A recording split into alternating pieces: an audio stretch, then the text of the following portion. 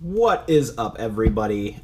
Today we have something a little bit different. So I am currently traveling for work, and I am in Atlanta. I'll actually show you the skyline real quick. This is my view. Pretty nice. So, yeah, I'm hanging out here in Atlanta. It is my last night staying, and most nights I've been doing work and everything, but I kind of came prepared to not have much to do. I brought a bunch of knives to be able to do maintenance, because there's a bunch of stuff that I need to do maintenance on, and, you know, when I'm at home, I like to do other stuff, like, you know, make the videos and play games and, like, do other things with my free time. So I thought this was a really good opportunity, since I wouldn't have much else to do, to get some work done. So all I want to do in this video is disassemble and clean some knives and maybe ramble a little bit. So you're probably going to see some cuts and everything. I don't want to waste anybody's time with me just sitting here not saying anything. But yeah, I'm just going to jump in, start working, and we'll see what happens. So on the trip, I've been carrying my Gavco custom fixed blade. I did find this sheath that I had. The sheath that it came with didn't have like a belt loop, which sucks. And it's like the dual sheath that has the mini Kiridashi that matches with the knife. But I had this that came with a pendant knife that I bought last year, and I was like, I bet that fits. And it's a perfect fit, and it doesn't. Okay, well, it didn't fall out earlier when I held it upside down. But yeah, it's pretty good fit, pretty snug, especially when it's hanging on the belt like this. I carried this all day and got in and out of cars and everything, and it was completely fine.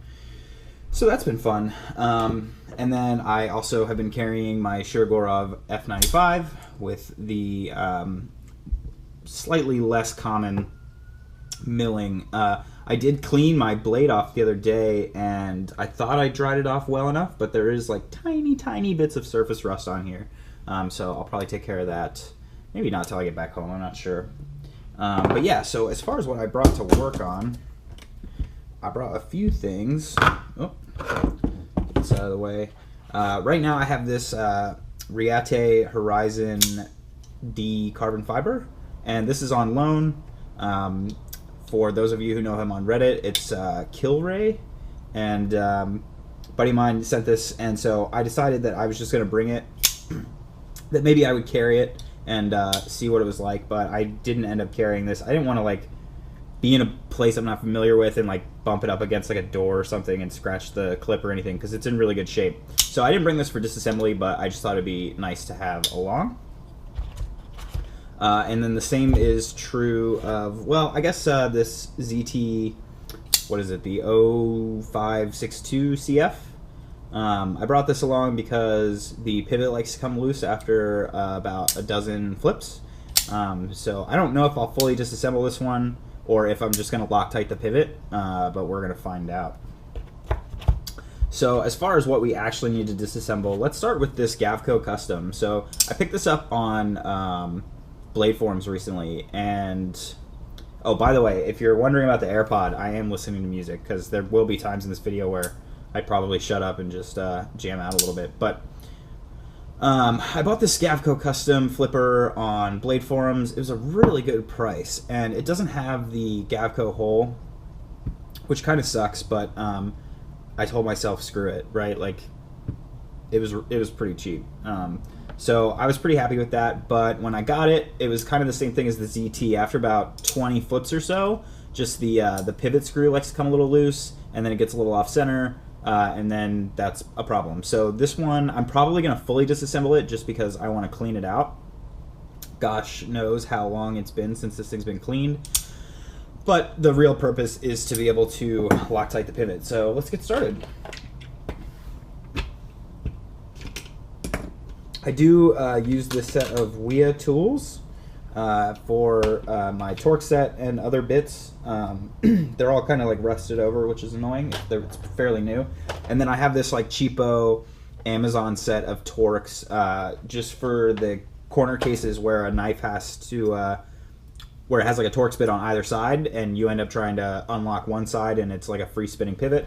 So these suck, but they do the job enough to just like hold the knife while I actually use the WIA set to take it apart. Typically, I would prefer to just like put bits straight into the Wii handle like this, so that you have a little bit more control. But the bits like really like to get jammed up in here. It's really tough. You can actually see. I'm not used to the GoPro. I don't know like how close I'm actually getting to you, but maybe you can see here like there's some pretty solid damage on the end of this, and that's just like from how tight this is. Like, you gotta jam it in there. So I usually work with the extension on just because it's much easier to switch bits in and out. So I'm actually not sure what bit I need here.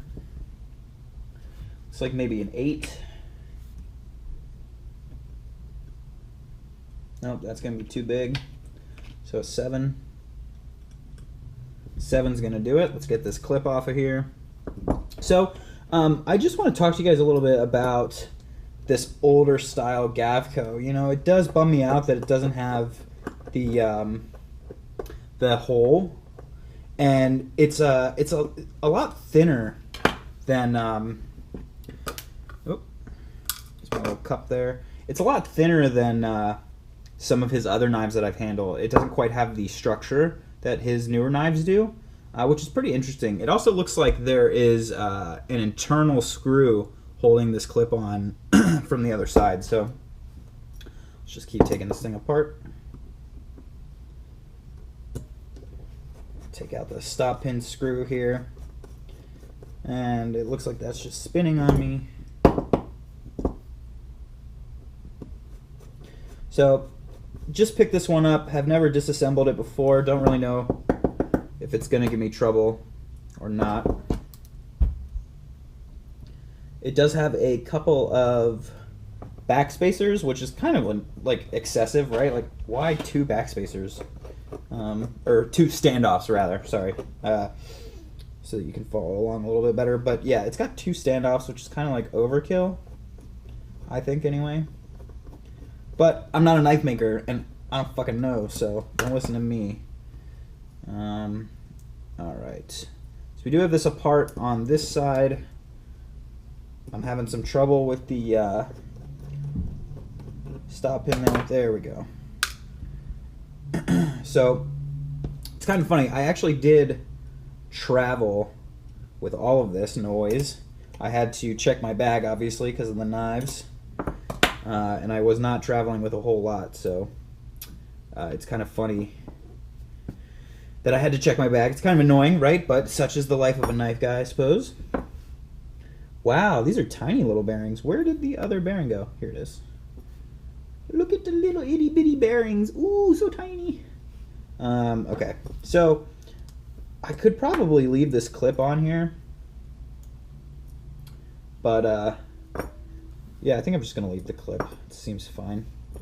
So here is my pivot cylinder.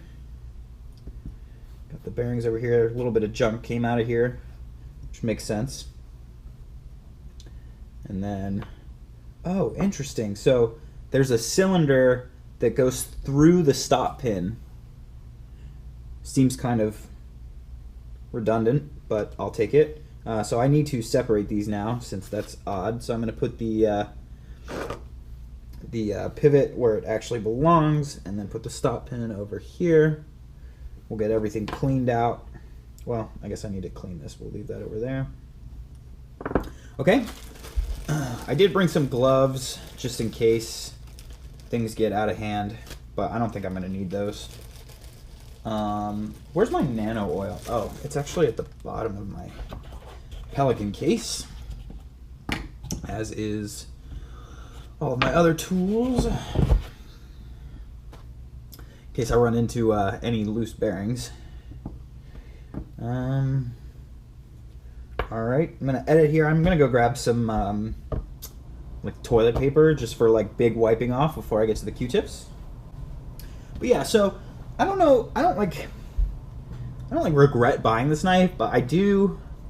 It definitely needs to get Loctited because it's really annoying that it comes like loose. But the fact that it doesn't have quite the structure to it that other Gavcos do, it's pretty noticeable.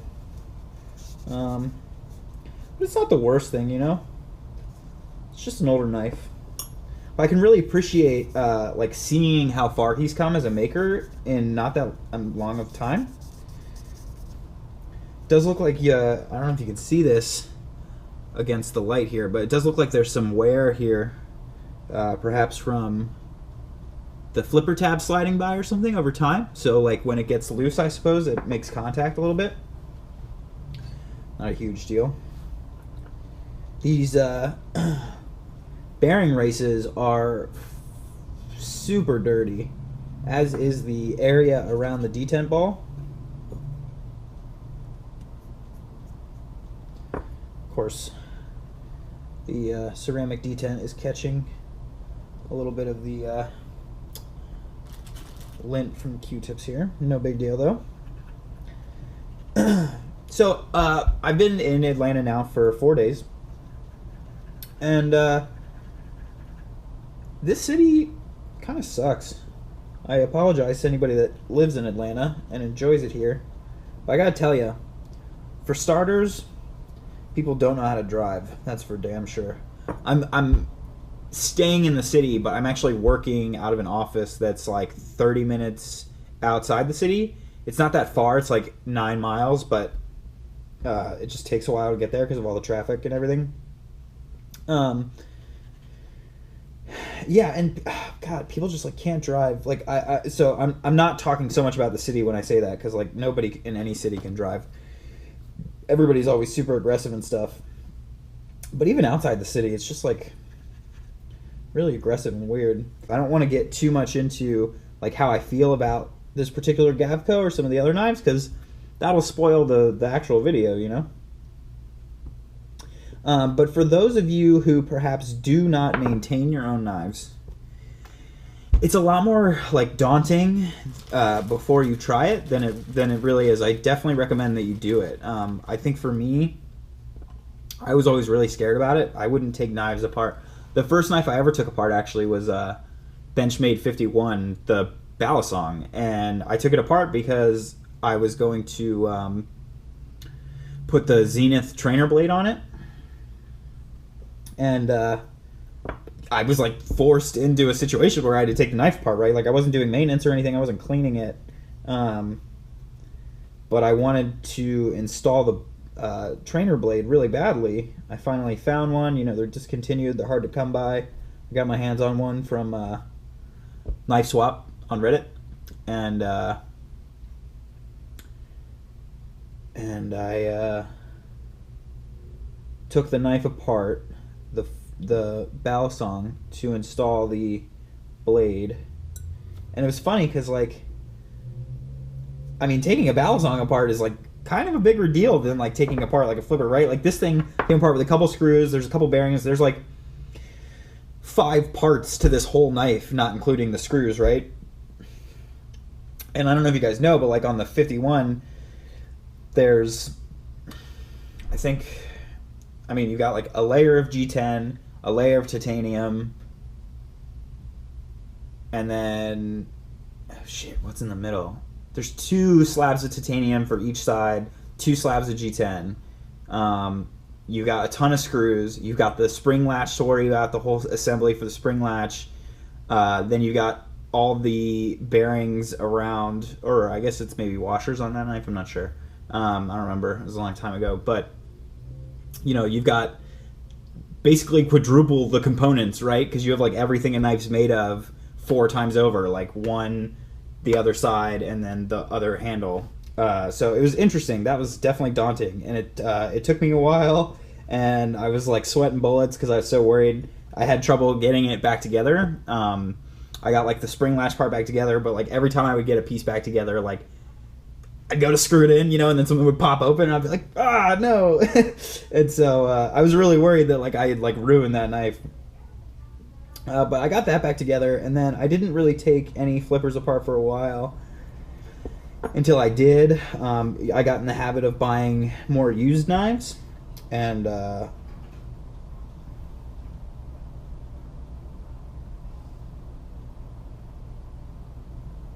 sounded like somebody was coming in my hotel room. Just people standing outside. yeah, so I was started taking apart knives to do maintenance. When I would buy like secondary market knives, I'd get one and flip it and be like, ah, fuck, like this thing's kind of clogged up or whatever. And so I took a couple things apart. I don't really remember in what order. But I remember what pushed me over the edge for just being completely comfortable was when I ordered my Thorburn L36M. And if you guys have watched that video, or any of the videos on that knife that I have, then you know, like when I got it, it was in really bad shape. It had, take this actually. It was like crazy bad, right? It was like rubbing up against the inside, the flipper tab was rubbing, the blade was rubbing up against the liner, it didn't flip at all, it didn't close at all, it was in terrible shape. And so I took that apart in a panic, and that knife was like a lot of firsts for me. Excuse me, I like ate dinner right before I came up here to do this, so I keep burping, but it was my first Thorburn. It was my first time spending more than $500 cash on a knife. So I'd had more expensive knives that I'd traded for. I'd had some bodegas and stuff, but I had never like blown like $900 cold hard cash on a knife. So it was the first like super big purchase for me, like close to $1,000. And then it was the first time like disassembling a serious knife, especially I think it was my first liner lock. But there's a lot of components, right? Like you got the zirconium bolsters, and then the carbon fiber scales, and then the titanium liners. You're working with IKBS. So, there was like a lot to be worried about as like a novice. And I took that apart, and I ended up taking that knife apart 5 times in 3 days. Because I kept like almost solving the problem, and then like thinking it was good for a little bit, and then like realizing that the problem was still like slightly off, and then I take it apart again, and then that happened on repeat for a hot minute. I've got surface rust on this knife too. Maybe I got moisture up in this room or something, because I don't ever get surface rust when I'm at home. This thing's covered in surface rust now. Huh. Well, when I get home with my scouring pad or whatever, I'll have to fix that. That's too bad. That's annoying. But yeah, so I took that Thorburn apart so many times in so little amount of time that like my confidence with it just went way up, right? Because like I got to the point where I was just like, yep, dink, dink, dink, like psh, I could pull that thing apart in like nothing flat and throw it back together. IKBS, I'm like bam, bam, bam. I just got used to it. So ever since that knife, I've just been completely all in, right? Like I'm like, whatever, I'll take apart anything. Throw me a Grimsmo and I'll rip that thing apart in no time. So the whole point of me telling that long rambling story was to encourage people who don't do their own maintenance to not be afraid. Rip the thing apart. Worst case scenario, if you struggle with it, you can just hit somebody up on like, if you don't use Reddit, join us over on r/knife club, and a great community there. I don't even need to mention other communities. Just come meet us on Reddit. Say, hey guys, I disassembled my knife because Tovar's Works told me to, and now I'm in panicking. Or just hit me up directly, and I'll help you out. Because it's not that big of a deal, and it's really healthy to like take the knives apart and clean them, because a lot of gunk gets up in there, and then I feel like some people, like a knife will get old and dirty. Actually, can I does this move? No, of course not. Knives will get like old and dirty, and maybe like the action starts to get a little murky, or over time, like whatever thread locker the maker used like comes loose, and so all of a sudden the pivot starts coming loose, and people just assume that like the knife is like done. Right? And they like throw it up for sale, and they just say like, oh yeah, it's in B or C condition, and I just want to get rid of it. And then somebody buys it, like me, and I get it, and I'm like, oh, it's dirty. And I take it apart, and it takes 10 minutes, and then like everything's fine. So don't be afraid of your knives. Definitely think about piecing them back together. So, speaking of piecing things back together, I think we're good on this one. I use nano oil. I think it's fantastic, and I strongly urge you to get nano oil. So, what I'm about to say may be controversial and is entirely anecdotal, and I don't have like the most experience. So take what I say with a grain of salt, right? If there's somebody that like professionally takes care of knives or is like a knife maker, listen to what they say over what I say. But I think that people that use grease, like knife makers and people that use grease, I think that's a fucking awful idea.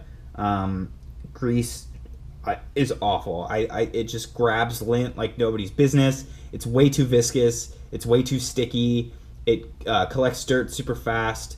It's impossible to have like a particle get up in there and make its way out. It's like once it's in there, it's in there. I just hate grease. There's a couple of makers. I don't really want to like throw shade and like name names because I really like their knives and everything. And I just disassemble the knife when I get it and I remove the grease. I put nano oil in, so like whatever. But I think grease sucks. I think it sucks. That's my opinion. And then as far as oils go, there's definitely lots of different oils on the market. When I first got into knives, I was just told to get like basic house like 3-in-1 oil for like general maintenance, like putting it on the blade and everything to protect from this oxidation that I'm having issues with. Shows you how much I take care of my stuff. But I was using that and it was like really big and like kind of globby and it was like really hard to distribute. The thing that I really like about nano oil is the case that it comes in is a super thin, almost needlepoint, and it makes it really easy to distribute the right amount of oil. And this oil, I don't know if you can see, I haven't used a lot, so it's hard to see, but it's not very viscous, right? It's very thin, which means that it doesn't clog as easily. It doesn't really grab onto stuff as much. It's not as sticky. If a particle does get it up in there, it does have the opportunity to escape. I mean, usually if a particle gets into your bearings, like you need to take the knife apart. But I mean, sometimes you get lucky and just like works its way out, right?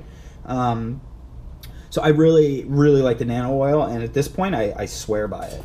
I do need to clean out these bearings a little bit.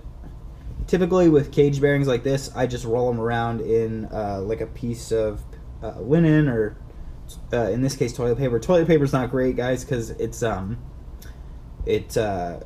comes apart. What's the word I'm looking for? You guys know what I'm saying. So this isn't the best thing that I'm doing, but it works, and I'm being careful and attentive. So right now I'm basically just running these through here to get off any of this. Like you can see there's like black shit, so that's not good. So I usually just run these around a little bit, and then I'm going to take my pivot cylinder, kind of run that through, just get any like grease and dirt off. Some stuff comes off. You can see it gets pretty clean.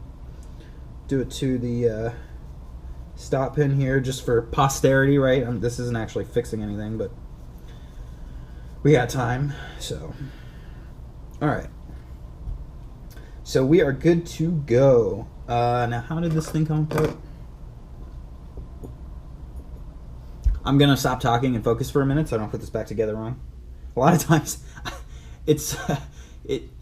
I don't want to admit how many times I put a knife back together without the stop pin in it. So I flip it, the fucking blade goes woo. I'm like, whoa. So that's not good. So yeah, give me a second. I will probably I don't know if I'm gonna cut or not, but some lady just yelled housekeeping to somebody else, and it's 8 o'clock at night. Housekeeping? My laptop just died. Alright. Let's get this up in here. Now, everybody kind of has like a different way of doing this. Typically when I reassemble my knife, I put the lock side down and I put everything back up through here so that it's not going anywhere. I can move the knife around and my cylinders don't fall out. And then I just find that the presentation side is usually easier to like maneuver with. And if you give me a second here. So In the bearing race, I usually just put 2 super tiny bits of oil. People always tend to over oil. Don't over oil, you don't need it.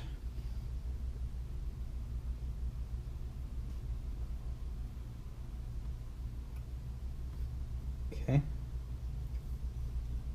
I'm going to drop a tiny bit of oil into my detent hole here. And then I usually tap like 1 extra tiny, like you can see, it's like it's like barely there.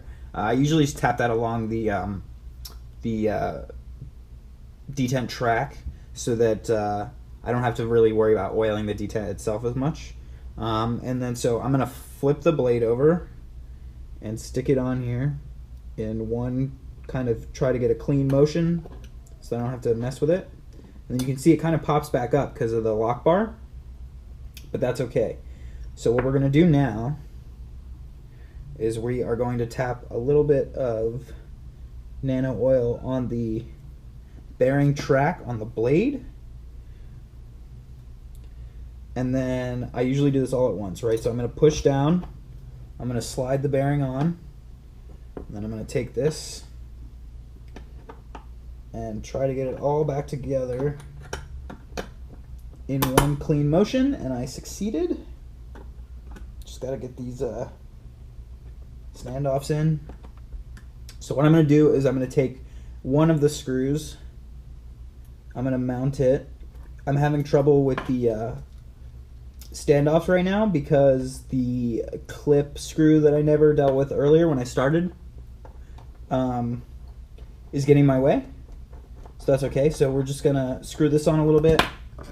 Dump these out. I'm going to screw the pivot on a little bit. Not tight, right? I'm just getting these on here so that when I let go, the lock bar doesn't push the presentation side right off of the blade.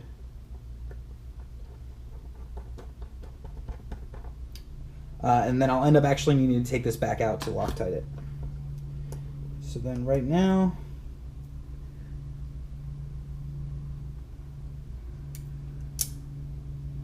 this screw is screwy. So what I actually have to do, the screw is caught behind the clip. See, I failed here. So now I gotta try to match the screw up and screw it in live. Do it live.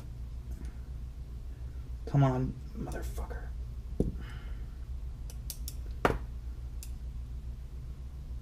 This does not want to line up.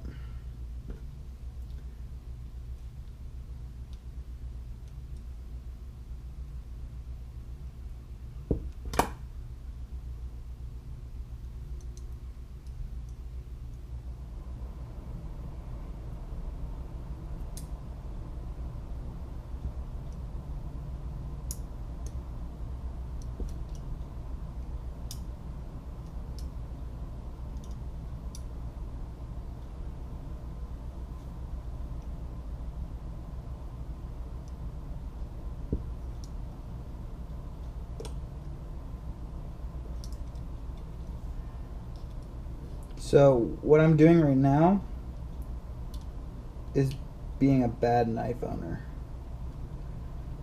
So the smart thing to do would have been to take the whole thing back apart and remove the clip, but I got it because I just like to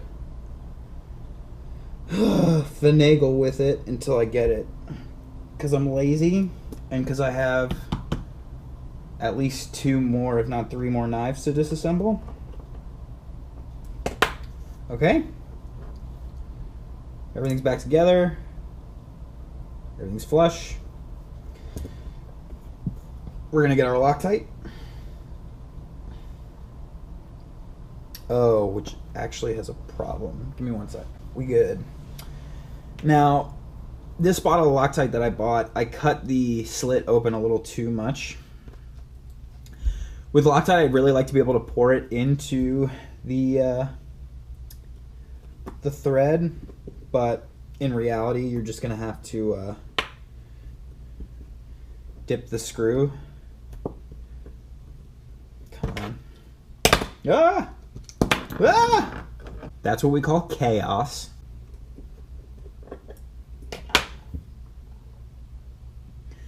So just going to push on this a little bit, get some Loctite around the thread, and drop it in. Cool. We did it. Come on. There you go.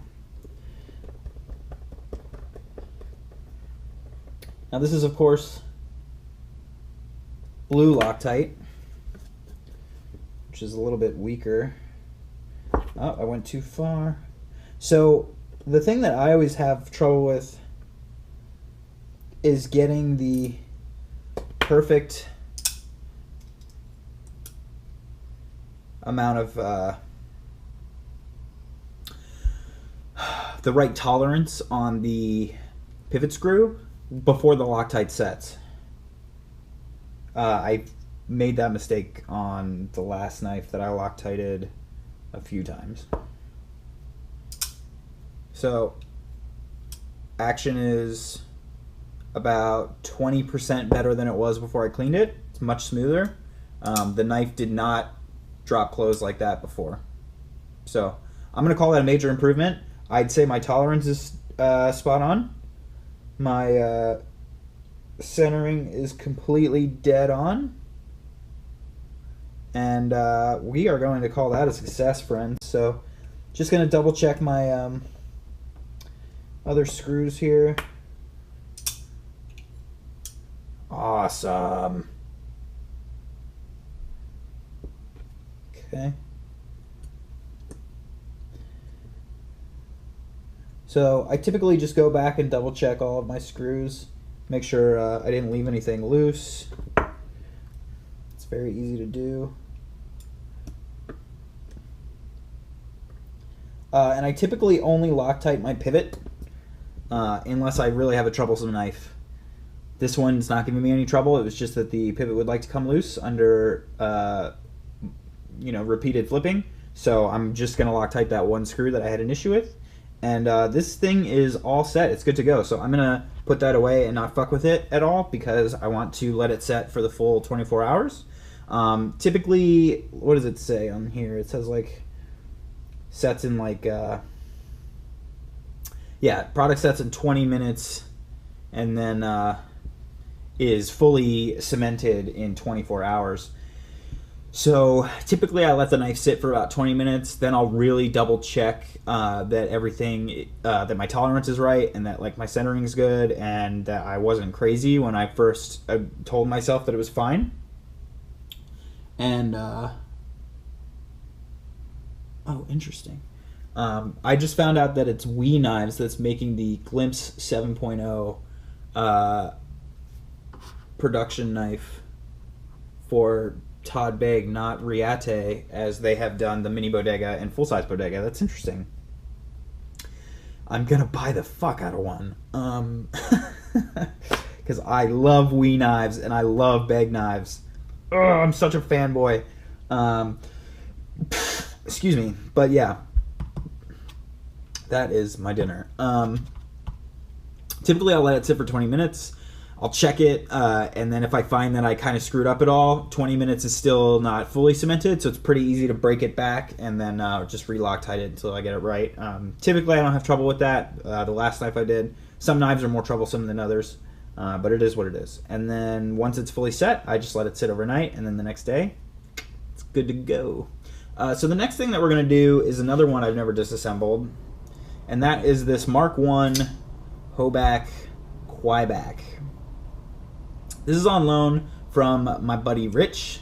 He is local to me, and he has lent me other stuff in the past. What was the last knife that he did for the lovely loaners? He hooked me up with, maybe this is his first loaner knife, actually. I won the ZT0562. Yep, I'm going to memorize that. Fucking ZT names. I won this from him in a raffle, so that was cool getting to pick that up in person. I'm going to be really disappointed if I publish this video and I don't remember that he gave me a knife before, but I think this is the first loaner he's given me. He won this in a raffle. he won this in a raffle, and it's pretty used. It's got some scuffs and blemishes, and the pivot is like rusty and stuff. So I mean, it's been loved, and he is planning on getting rid of it just so he can explore some other ventures. He picked himself up a Three Bears Shiro 95, and also a CD blade cut Shiro F3 on MR and on SRBS. And so that was obviously ran him a pretty penny. So he wanted to let me have this knife for a pretty long time, actually. I've already had it for a couple weeks, and he is in no rush to get it back, so I'm super appreciative of that. But when I first got my hands on it, I used it, and I was like, oh, this is awful. I don't know if... Like, this thing just basically hasn't been cleaned since day one, and the action on it is terrible because of it. It's, like, really grindy, and, like, it feels terrible when you actually use it. So let's rip this thing apart, shall we? Like I said, never taken apart one of these before. Don't really know what I'm getting myself into, but it does seem pretty reasonable. First thing I'm going to do is get rid of this clip.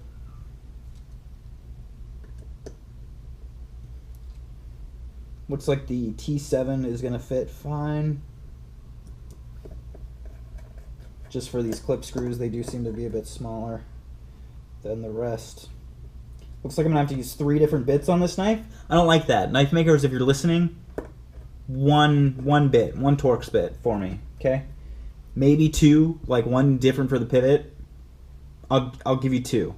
3? It's fucking annoying. Okay. So this isn't even Torx. This is a giant hex.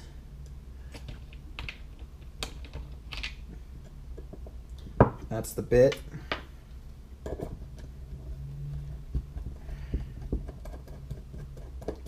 So these are the screws for the standoff. Whoa, look at that. It's so big.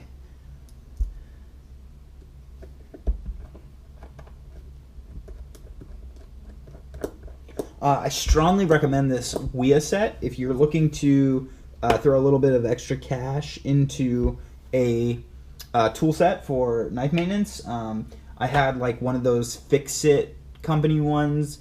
It's like 20 bucks on Amazon, and all of those bits broke on me like right away. Definitely go big. I think I spent like $40 to $60 on the WIA set. I don't exactly remember. Worth every penny. The parts started to rust over basically on day one, like as soon as I touched them. But I mean, I've done some things with these bits that you shouldn't do with bits because it's mean. But I have put way more pressure on these than the average person should, and they have not gotten they haven't deteriorated or warped at all. They're amazing. Strongly recommend.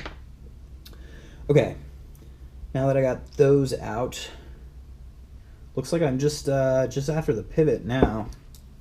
So let's go ahead and get the biggest flathead that I have. I actually wish I had a coin. Flathead, I gotta be careful with this. Make sure I don't do anything stupid. But a coin would have been better for this. Also, for those of you who are unfamiliar, a coin is going to be... Whoa! A coin is going to be the perfect thing for a Shiro. Right? Big, thick, flat screws. I love this knife. I've been carrying this like every day. I really like it. I like it a lot. And like I thought I might like go and send it and get it anodized purple or something. Nah. Excuse me. It's perfect the way it is. Wow, this thing is gross. Gross dirty. Holy shit. Okay. Oh my god. So much grease. Oh my god. Alright. Ooh, slow down. We got some serious grime going on here. Holy shit. Well, I was right to take this apart. So when Rich first gave me this, and I first held it, I like immediately said, like, yo, man, like this this thing needs to be cleaned. Like, can I take this apart? He's like, yeah, of course. So thank you, Rich, if you're watching. I very much appreciate it. This thing is disgusting. I've never disassembled a knife that had this much grime on it. So my goal, or my hope, rather, not my, well, it is my goal, but my hope is that I get this cleaned up and put back together, and that it runs a lot better, and that Rich is able to get a little bit more money out of it, because I think he was going to kind of downgrade the price and the quality rating because of some of its shortcomings, but I think that's all due to a lack of maintenance. We're getting to the point now where, especially with this one, I think I'm going to have to go get the whole roll of toilet paper. Because I'm going through this, like, every single one has, like, this brown gunk. Again, I don't really know what you guys can see or what you can't see. But, boy, howdy, is this dirty. I was really thankful for Rich to let me see the Quieback, because I don't like the Quieback shape. And so I knew I would, like, never buy one, but it's kind of one of those, like, quintessential knives that, you know, like, everybody should try, right? So I really wanted to see one, and when he offered to let me see it, I was very appreciative. In pictures, the blade looks a lot more upswept. I always joke that it looks like the knife has a herniated disc, but it looks like it looks a lot more upswept than it really is.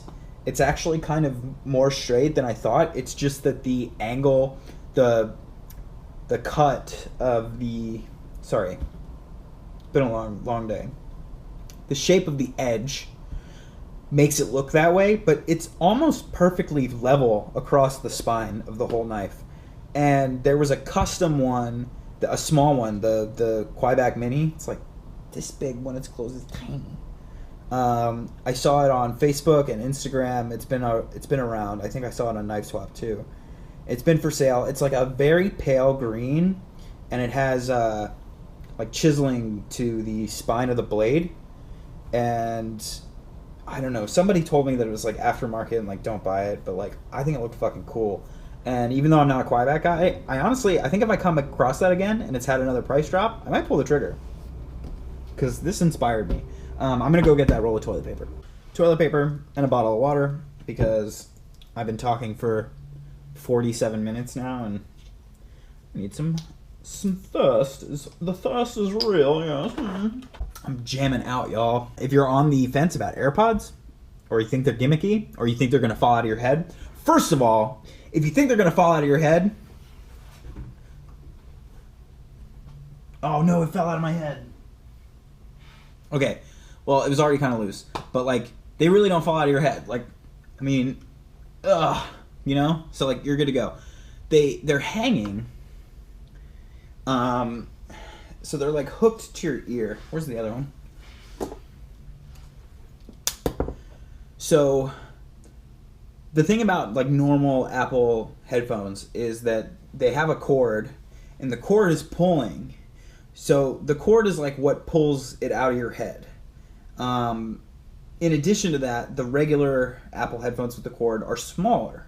So they have more of like a loose fit. They're kind of just like chilling. These actually fit pretty snugly, but they're hanging, they weigh very little, and there's nothing tugging on them.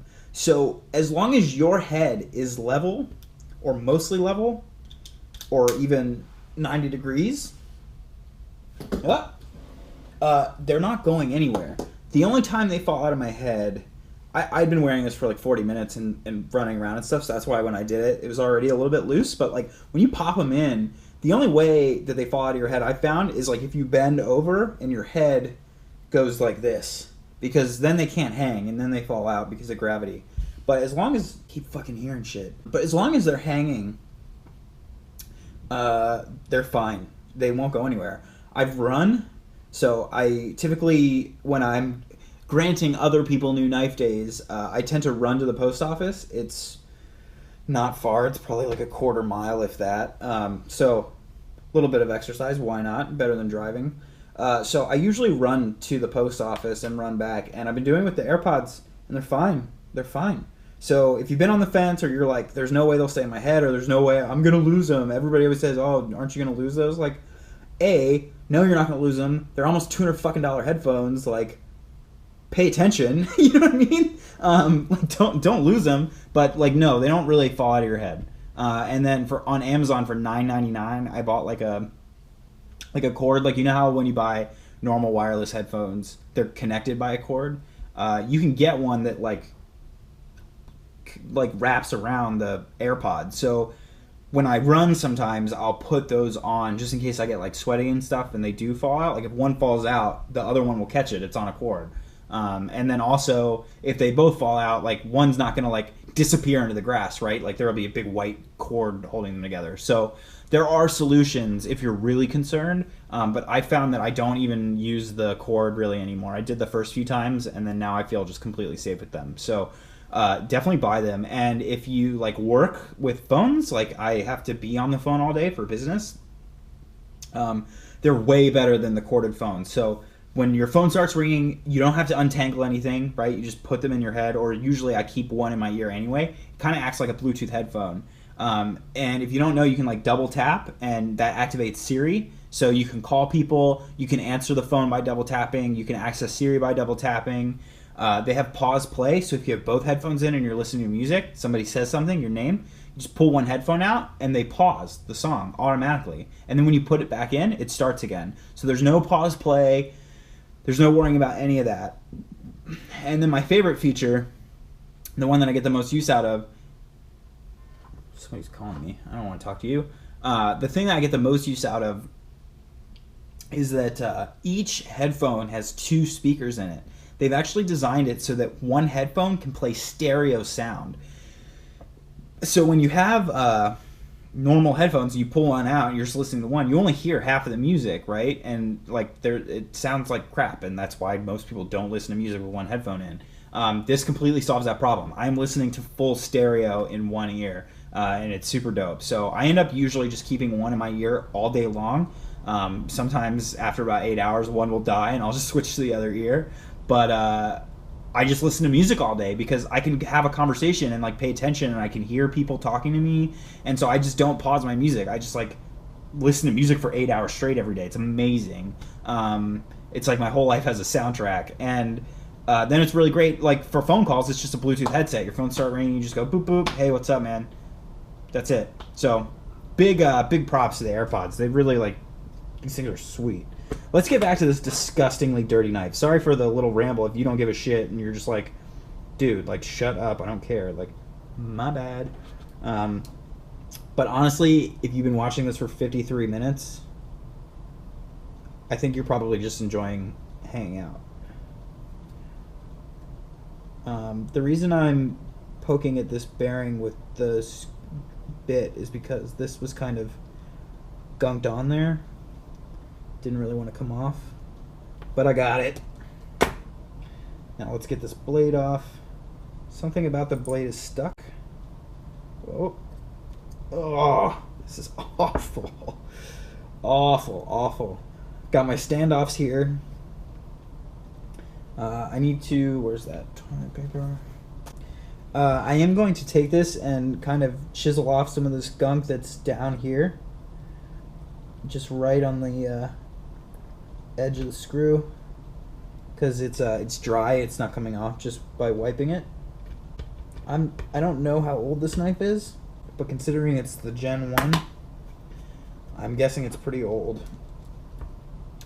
And I don't think it's ever been cleaned. Or at least not in many owners worth of time. What I'm doing right now, honestly, isn't actually going to have any effect. It's, again, more just like for posterity. I figure if I'm going to take the time to like take a knife apart and clean it, right? Like the whole, go big or go home. All the way. That's pretty good. Looking good. Alright. That's going to do it for that. Now this disgusting pivot cylinder. Got the Hoback rolling detent here. pretty interesting little feature. And then I'm going to... How do I want to do this? I'm just going to knock this out. I'm going to leave this in here instead of trying to pop it out. I could pop it out, but I think I'm going to just do myself a solid and not get that intense with it. Because if it is really stuck in there, that's good. That means I'm not going to have to worry when I go to put the pivot screw back in. I won't have any spinning. So I'd rather just preserve that instead of having to fucks with it later. I'm trying to get this down in the bearing race without taking this out. Ooh, yeah, look at that. I really like this song. All right. We're looking good. We're making progress. Making progress. Making progress. All right. So I'm in Atlanta, and what day is today? Today's Thursday, the something inth. Thursday the 26th. And I will be back in Atlanta a week from tomorrow for Blade. What? In fact, I can almost... This might go up after Blade, actually. I'm not sure. If it's before Blade and you're seeing this, I'll be back for Blade. And if you want to say hi to me at Blade, I'm actually going to have...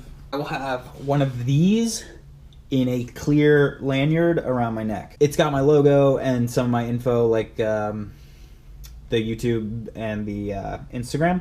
And this is just in case somebody... I'm going to be walking around like such a fucking nerd, right? I'm going to have the GoPro around my wrist, and then I'll probably be filming with my phone too. I'll probably have a mic and everything. So my intention is to film as much Blade content as I can for you lovely viewers that are unable to go.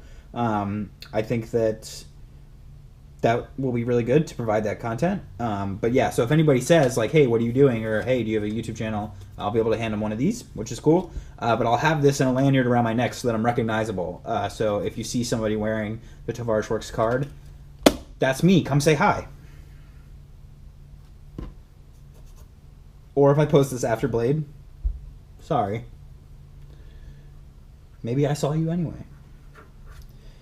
We do have a meetup group on Reddit that myself and a friend named Jake are hosting. So if you are seeing this before Blade and you would like to meet up with myself or anybody else from the community, please head on over to Reddit. You can go to Reddit's r/Knife Club.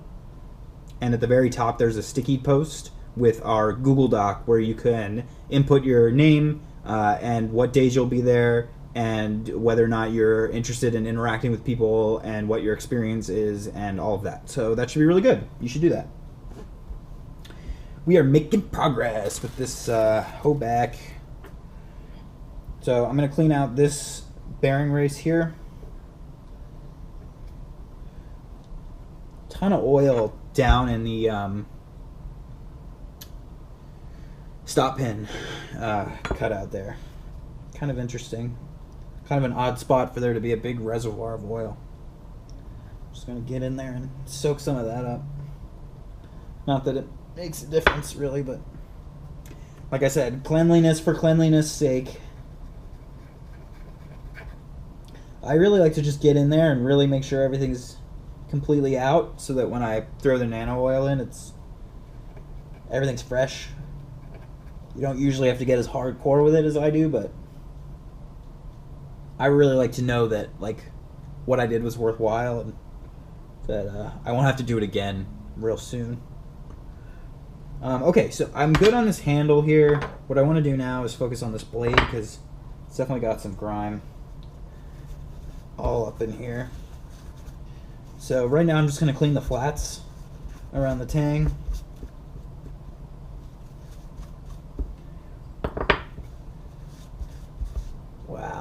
look at this. The detent track is like super super deep. Okay, I can't really see what I'm showing you. I'm really sorry if this comes out. It just turns out you can't see anything that I'm talking about, but it is super super deep. That's amazing. I've never seen a detent track like that. It's clearly to make room for the edges of the housing on the HRD, but seems silly. I'm gonna clean this out. I think this is what I'm experiencing. It's very grindy, and I think it's because this track has been kind of worn away. It's a little sharp here, a little rough around the edges. Looks like in this area, it kind of, the edges go away. That seems to be where it's coming from. This is a little rough. I don't know if I'm going to be able to, I don't think cleaning is going to do much about that. But then I like to get up in here inside the track for the pin, the stop pin. Look at that. And that's just to make sure that like any little particles and stuff are taken out of here so they're not rubbing up against the pin. Usually it's not a problem, but again, I just like to be thorough. And then you really got to make sure you get all the particles from the Q-tips, any little bits that stick around. Get those out of there as well. Alright, we're looking pretty good here. I think once we clean the bearings, we'll be ready to throw this thing back together and see if we made a difference. That's the other thing. On a knife that's older like this and stuff, I mean, it might just be wear and tear, honestly. This track is pretty, I can feel it with my nail, like what I'm feeling when I open the knife. I think we might be screwed on this one. Let's find out. So last night I was hanging out here at the desk with my laptop, browsing knife sales because of course I was. And this hotel right here is the Westin, which for those of you who are unfamiliar, the Westin's like a super schwanky high-end hotel. And a fucking dude got dropped off in a helicopter on the building. It was so cool. I see helicopters all the time where I live because I live like 10 minutes from the White House. So like news helicopters and military helicopters and politician helicopters are all around all the time. But I've never seen a helicopter land on like a helipad on the top of a building, no less a hotel. It's very cool to like watch it happen like right in front of me. So what I'm seeing is that there's this grease. Remember what I said about grease earlier? This really thick grease inside the bearings that looks like snot, and it's disgusting. And I wish it wasn't there, but there's no way I can get that out of there with the tools that I have.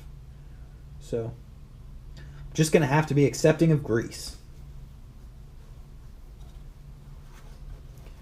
But I'm still gonna get them as clean as I can with my primitive methods.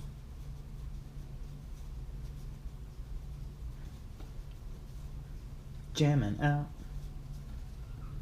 I gotta say, guys, I recently picked up this Pelican case. It's worth it. For one that only carries 8 knives, I really didn't want to spend $75. I actually think it was $75 after shipping.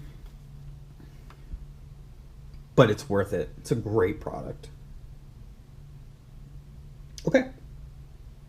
I'm feeling this is about as good as it's going to get with this one, so we're going to throw her back together. Let's see. Order of operations. Also, I'm going to put the bearings in reverse the direction that they were in. In my experience, the ones that are flat on one side and open on the other, I tend to like to put the open side into the handle so that the flat side is making contact with the blade. These were reversed.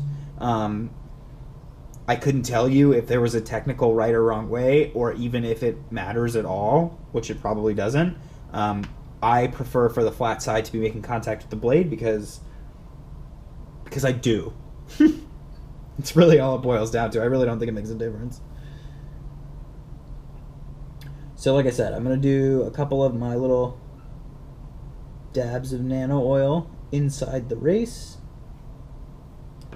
And I'm going to drop my first bearing in. Whoop. Whoopsie. Okay, it's good to go. I actually am going to wipe down the stop pin because it was really greasy. Unnecessarily so. Looking good. Just trying to think of the way to do this because it's kind of weird the way he's got the standoffs. You've only got screws that go into one side. They go all the way through the standoff and into the handle. They go into the presentation side, so I really just have to line it up right kind of the first time. Well, actually, no, that's not true. I can put it... Okay, we're good. So what I'm going to do is go ahead and oil the tracks. And, like, I really can't stress enough how much... You really don't want to overdo the oil. Everybody overdoes the oil. Okay.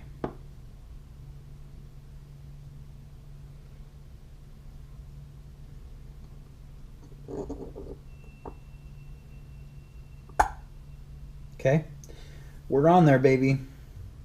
We're doing it. Got my standoffs ready to go. Going to get some oil on this side of the track.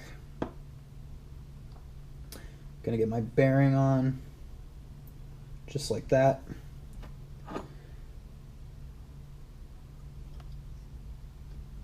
Line these up as best I can, and really at this point, you just kind of hope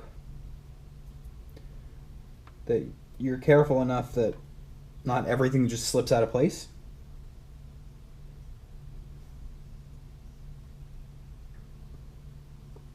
It's a little harder to line up the stop pin, but I got it. Okay. And then first thing I'm going to do is get this in so that I can let go and manage the standoffs.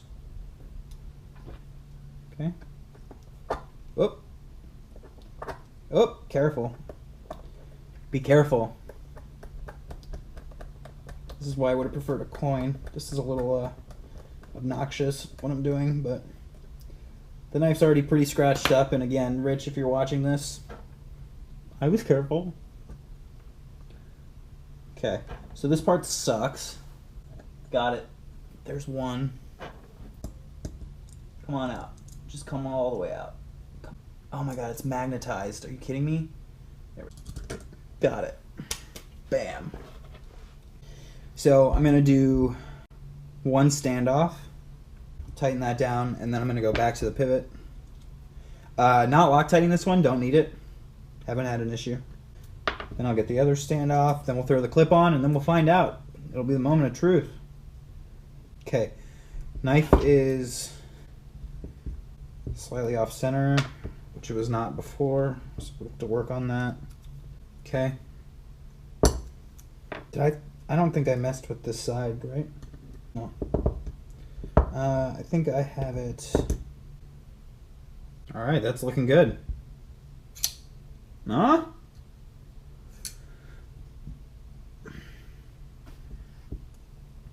So it's definitely better. It's way smoother and it closes a lot better. But I was right. The damage to the track is what's causing the grindiness. It's way smoother now. I think you guys can see that it's dropping shut way better than before, but you can feel it, which is kind of a bummer. Let's see. I do have the HRD cranked up a bit from before. Let's maybe take a tiny bit of tension out of that. See what we can get. Ooh.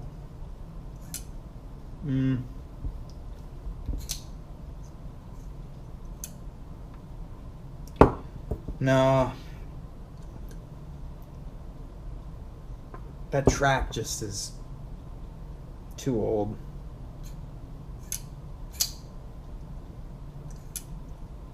Definitely drops better. I got the HRD a little too loose to get good deployment. There we go. There it is. That's the sweet spot. Look at that. Look at that. A little bit of maintenance. Some Q-tips, some oil. Much better. Wow. Much better. But you can feel the track. The bit that I could feel against my nail, that is... so just double checking the centering. It's dead on. That is making contact with the housing for the HRD a little bit, and so you're feeling kind of some of that grindiness. It's not too bad. It would keep me from owning the knife, but I don't think it would keep a fan of the knife from owning the knife. It's definitely way better now, right? Closing pretty smooth. Before I had to really shake it. Now gravity is doing most of the work.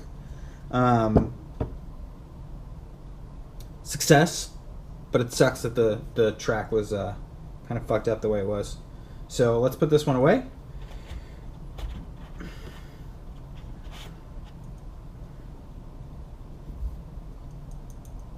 What do I hear?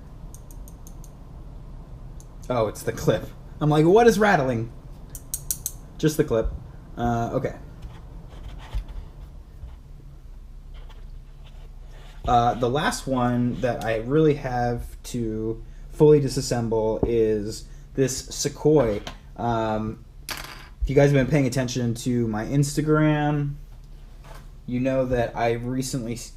so I used to own a Sequoia, the one that the video on my channel has in it. I traded that with the customized Boker Quaken that I had. Custom, sorry.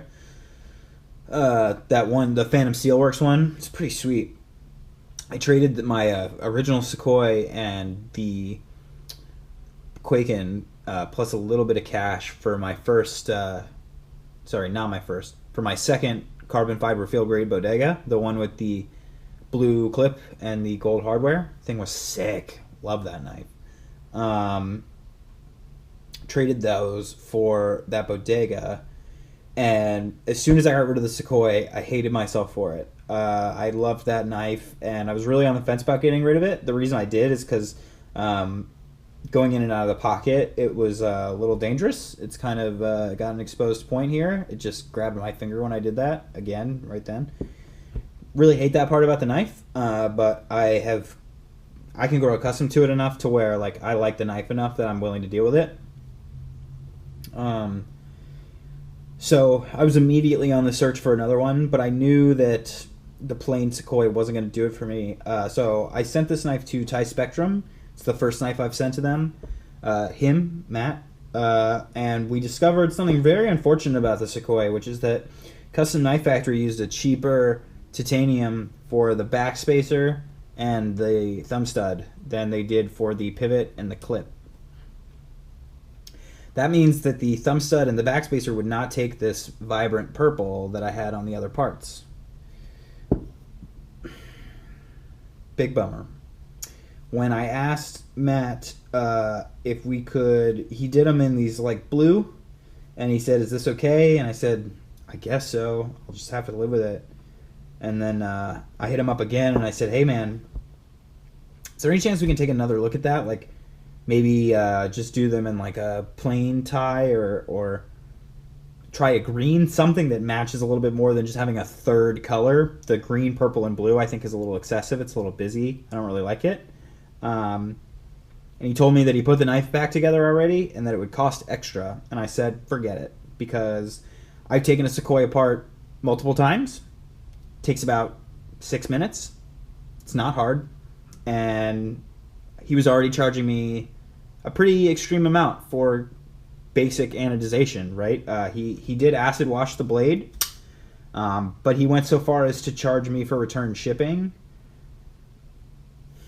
Really, dude? $140 something to get this knife customized. I'm okay with the price. When he talked to me about pricing, he told me it would be anywhere between $45 and $160 depending on the amount of work. So I was prepared to pay up to $160. I wasn't. It's not the money,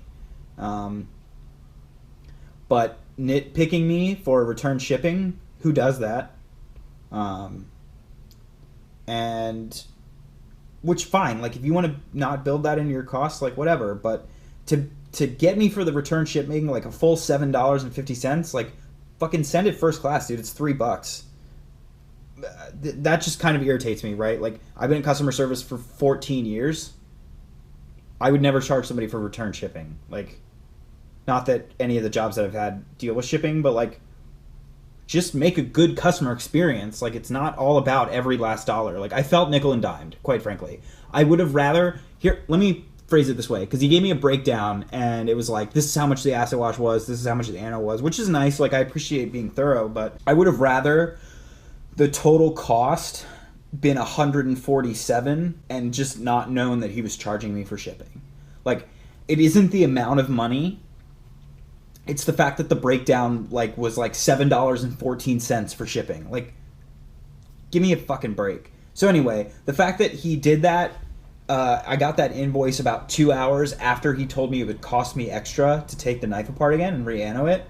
Again, like, fine. Like, if you're running a business, like, I get it, but I just felt nickel and dimed. I will continue to send knives to him because I think the work that he does is fucking fantastic. His turnaround time was really great. But I will be much more careful working with him in the future, in that I'm going to disassemble my knives and send him only the parts that I want anodized, so that when I say, hey man, can we take another look, he has no excuse. It's not hard to take apart a knife. You know, it's just not. If it was something like an assisted knife or a balisong or something that's a pain in the ass, fine. This knife is not a pain in the ass, and I'm about to show you how much of a not pain in the ass it is. So anyway, that's a bit of a ramble about Tie Spectrum over on Instagram, but I was a little bummed about that. So anyway, I don't know what I'm going to do with this knife. I really hate the blue on the thumb stud and the backspacer. So I'm going to have to figure that out. I think I'm probably going to, when I get back home, I'll probably take it apart and just mail the thumb stud and the backspacer to a buddy of mine over on Reddit, or just somebody who can do a quick little amateur, and you know, it's not hard to fucking recolor two parts. And we'll just explore some different colors and find something that matches purple and green. It won't be a problem. But right now, I want to take the knife apart because he put it back together, and I feel like there's just things going on here that I'm not happy with. So let's find out. Let's find out if the acid wash is causing issues with the bearings, or if I can fix it with an ice clean and oil. I think this whole knife comes apart with a T9, except for the thumb stud, I think. Yep, that's right. And then this is... by the way, that smaller torque bit that I was using before was actually a T6. I kept calling it a T7, my bad.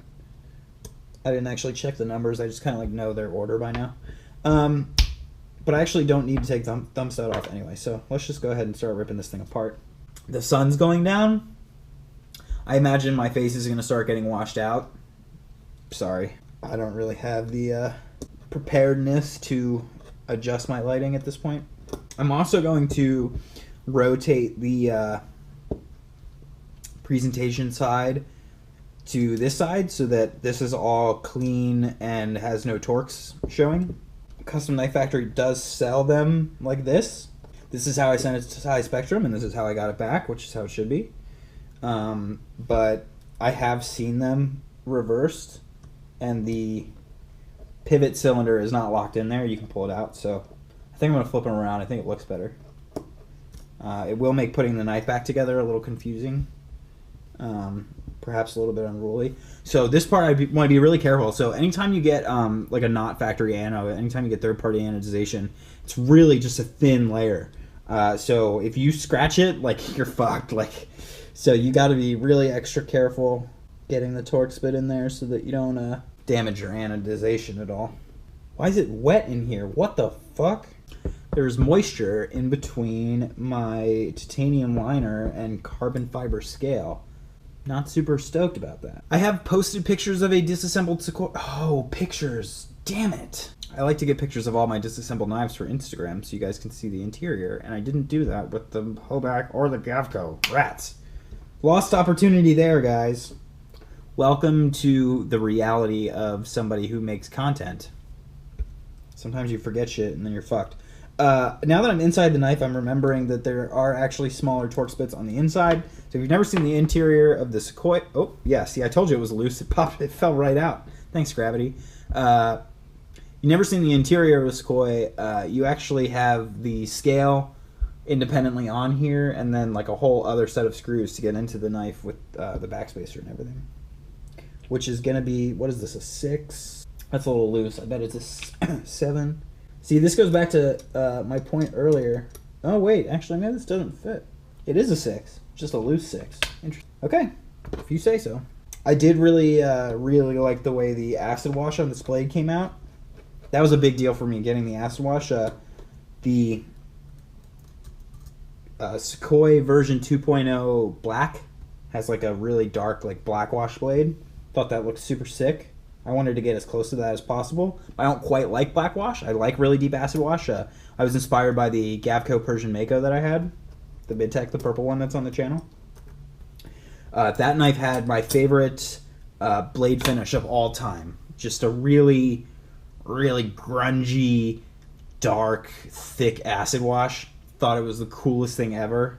And I wanted to copy that as best I could on this knife. Okay, so I can see here Matt from Tie Spectrum does indeed use grease. We're going to fix that. It's disgusting. I don't know how anybody can think that that's the right thing to use. Looks terrible. So now that I'm actually looking at this backspacer on the inside, it did take a bit of a purple on the interior, which is interesting. I wonder if he just didn't try hard enough. Ugh.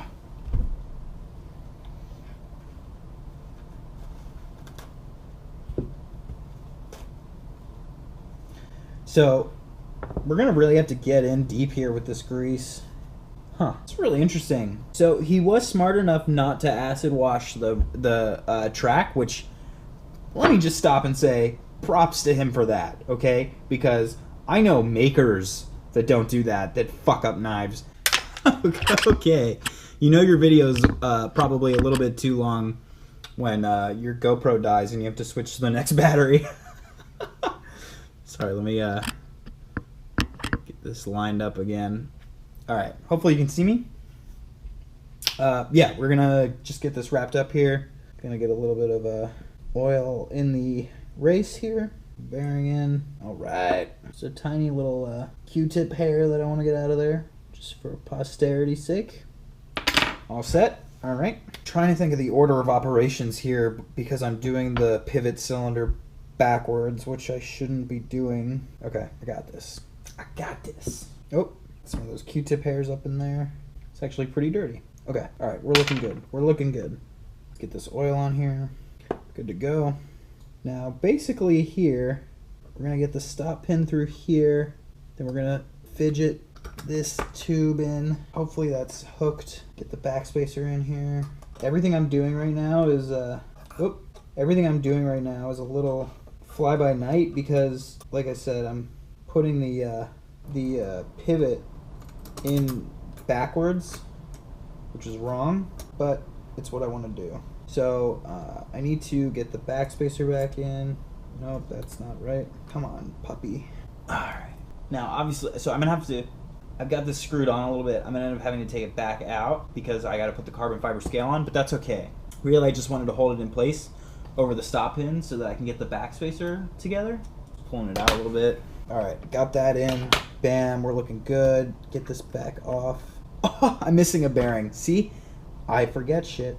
Gotta undo all of this. Now, if somebody was watching, I bet they're staring like, dude, your bearing is not in yet. So it does look like the thing I gave him credit for earlier. It is a little bit washed right in this region up here. So that could be causing some of the distress, but that's okay. We're gonna live with it. Oh, shit. Okay. All right. Back out, back out, back out. See, this is the sketchy part about trying to be fancy and put things in wrong. You gotta line the bearing up with the race, and then line the blade up with the bearing, and then not absolutely ruin your backspacer anodization, all while keeping things lined up, and that can be difficult. Something's wrong.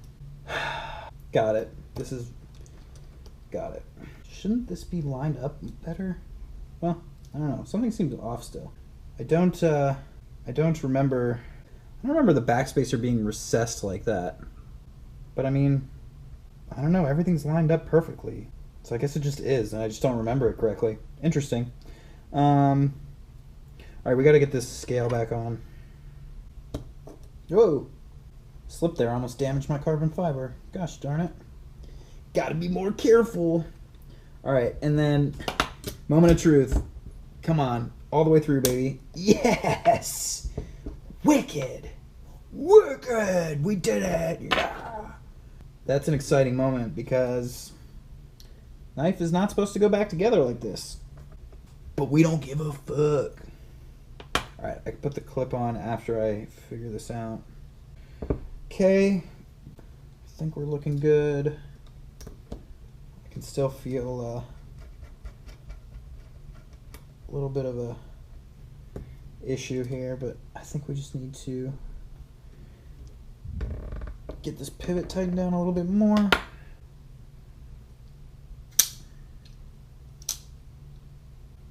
Solid lockup. Not quite solid. Let's still feels a little loose. I wonder if is my pivot turning? Something's loose.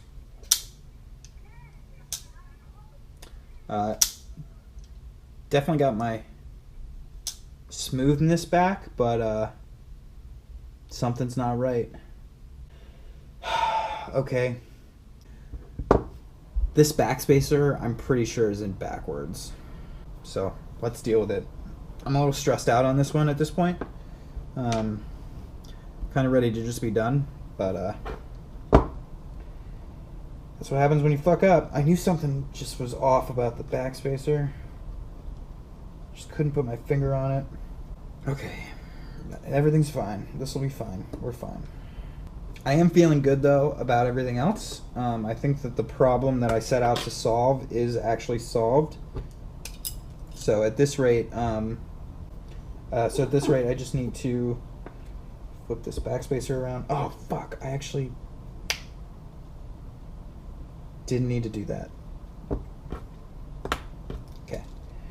Okay, so what I'm going to do is I'm going to try to apply pressure to the pivot so that this disassembly doesn't get out of control, and I should just be able to whip this around real quick and piece this back together without losing all of my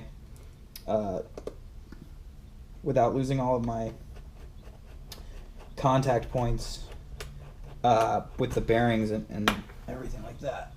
So, oh man, come on, don't come apart on me. No, that's not right either. I always feel like this is like in backwards. And it usually is. And then I'm like, well then which way is forwards? Because you would think that it would go in like this. This is correct. So then what was wrong?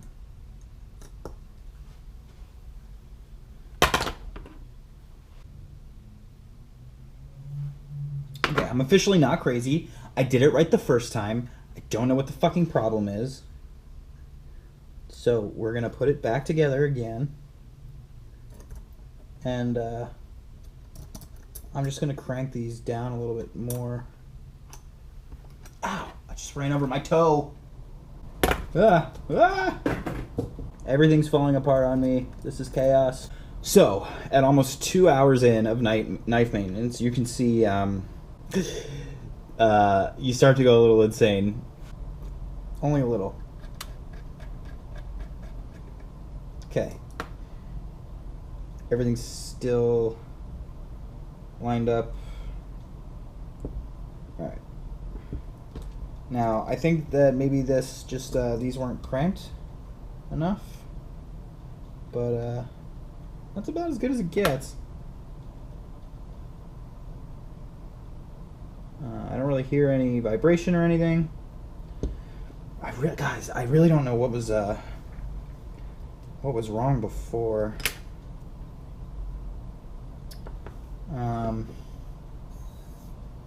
The fact that it wasn't the backspacer makes me a little concerned. Hopefully that just needed to be reseated a little bit, and now when I get it back together, we'll be good to go. That's the hope. Fingers crossed.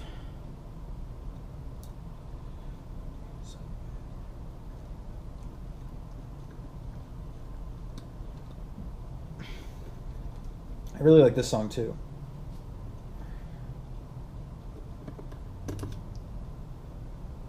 I won't be able to play the same songs that I'm listening to because rights and all that, but should have something for you guys, hopefully. Alright, that's good.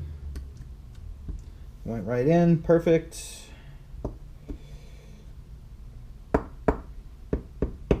Okay, I don't hear anything loose yet, so far so good. Looks like some of that moisture I mentioned before happened to me too. It seems that it likes to slip through somehow up through the pivot. Kind of interesting. All right, looking good. If I get this thing back together and it's got that same looseness, I'm gonna freak out because I'm not gonna know what it is. Maybe that's just the knife and I just don't remember it being like that because this one's been so tight since I got it. Ugh. We're looking good so far. Whoa! Shit. My bit just scratched. Well, I can tell the difference. No one would ever know looking at it. It's still in perfectly good shape, but that did slip. That sucks. Something is loose. Something...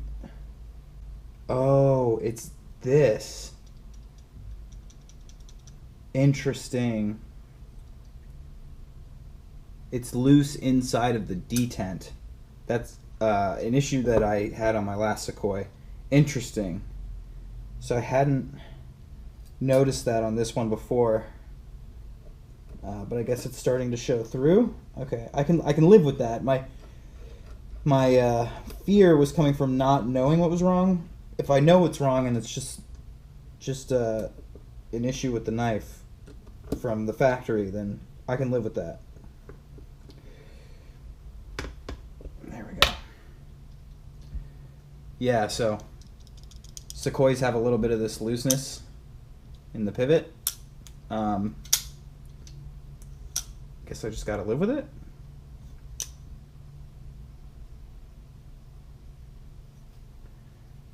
Trying to see.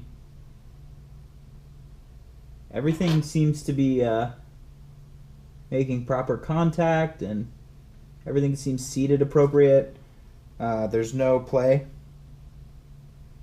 So that's just the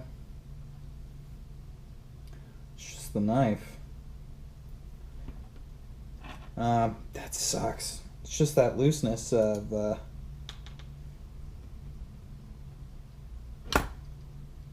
like it just pulls out of the detent a little bit before the detent breaks. Just kind of is what it is. But hey, look at that. She's back to dropping closed. That sucks. Hear that? But there's no side-to-side play.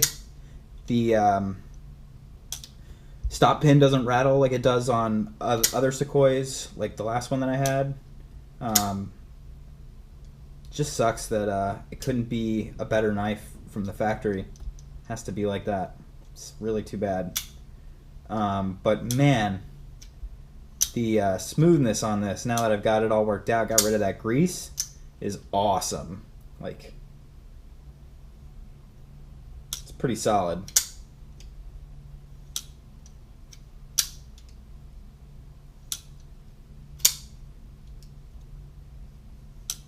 I'm happy. This jiggliness, though, was not quite that bad before I took it apart. So, honestly, probably going to take another look at this one when I get home. Sorry for the kind of dull and really slow ending to all of this. Luckily, I did that bit about the giveaway 40 minutes ago, so hopefully anybody that was going to have an opportunity at that, if you did stop watching, you stopped watching after that happened. This definitely went a little bit longer than I had hoped. I didn't expect to have any issues like that.